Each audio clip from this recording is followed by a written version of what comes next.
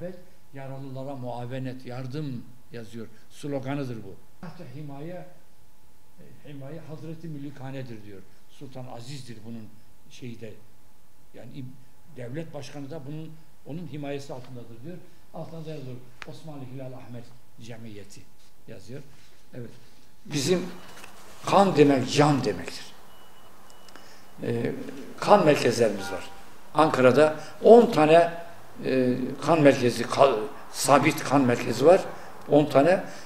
3 veya 4 tane de gezici çadırlarda hazırladığımız yine hijyeni koruyarak merkezlerimiz var. Fakat o kadar çok hastanemiz var, o kadar çok hasta var ki bunlara şu anda 1000 ünite kanımız hazır. Her gruptan var. 1000 ünite. Ama bu tam şey olarak söylemek istiyorum size. 120 ve 130 hastane var. Yani ilçelerimizle beraber bir günlük kanımız var. 1,5 günlük kanımız var. Eğer biz devamlı kan talep etmesek, arkası gelmese biteriz. Dolayısıyla buna çok önem veriyoruz. Bak şurada bir şey geldi mesela.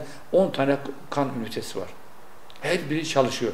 Biri günde 20 tane alıyor.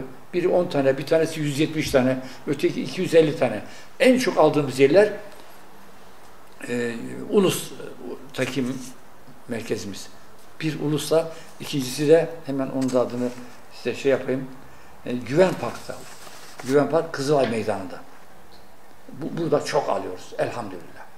Alıyoruz ve şöyle bir metot var burada. Yani arkadaş benim kardeşim hastaneye yattı. Ona 0 RH pozitif kan gönderin. Böyle şey olmaz. Dediğim gibi can kurtaracak. O hastane yattığı ünite hemen kan merkezimize diyecek ki bize şöyle bir ameliyata giriyoruz biz. Bize 4 adet kan diyor mesela. Varsa 4 adet gönderiliyor. Yoksa 2 adet gönderiliyor. Ve ondan sonra geleceklere bakılıyor. Bu 4 istemişti. 2 tane daha geldiği zaman hemen o da gönderiliyor. Haber verilerek. Yani bir de şu var. Kan demek can demektir. Bir ünite kan veriyorsun. Kimi kurtardığını bilmiyorsun. Ne kadar güzel bir şey. Ama Allah biliyor. Yazıyor. Melekler yazıyor. Bu işin metafizik boyutuyla olayı izah etmek istiyorum. Bir düşük doğum yapmış bir kadın kanamadan ölmek üzere. Senin kan ona yetişiyor. Kan grubu uyuyorsa. Yani sen resmen bir can kurtarıyorsun. Bir insan kurtarıyorsun. Bir anne adayını kurtarıyorsun. Veya trafik kazası geçirmiş. Eğer kan verilmezse çok zor duruma düşecek.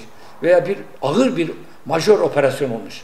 Kalp ameliyatı olmuş, karaciğer ameliyatı olmuş, beyin ameliyatı olmuş. Kan ihtiyacı var.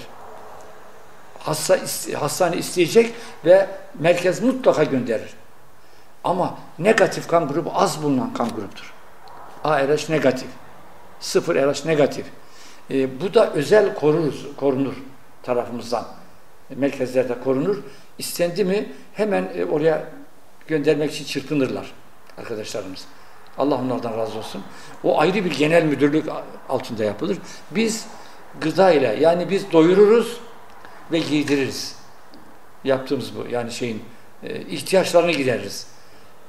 Fakat kan merkezimizde direkt nokta atışı gibi onu hayata döndüren kanı gönderirler. Elhamdülillah. Bugüne kadar bu başarıyla gitti. Ama şöyle bir şey vardır. Memleketimizde en çok çalışan, en verimli olan vakıflar, dernekler hedefe konur. Bu ülkeyi sevmeyenler, bu ülke, insan düşmanları bunu yaparlar.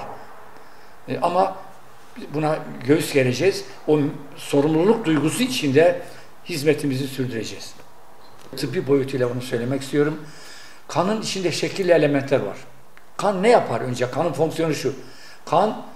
Temiz kan, akciğerde temizlenen temiz kan organlara gider, organlara oksijen götürür. Hayat götürür. Beyne hayat götürür. Oksijen götürür yani. Oksijen taşır. Mineral taşır, vitamin taşır. Kan elemanları. Kan elemanları bir eritrosit deriz. Kırmızı küreler. Bunlar hayat elemanıdır.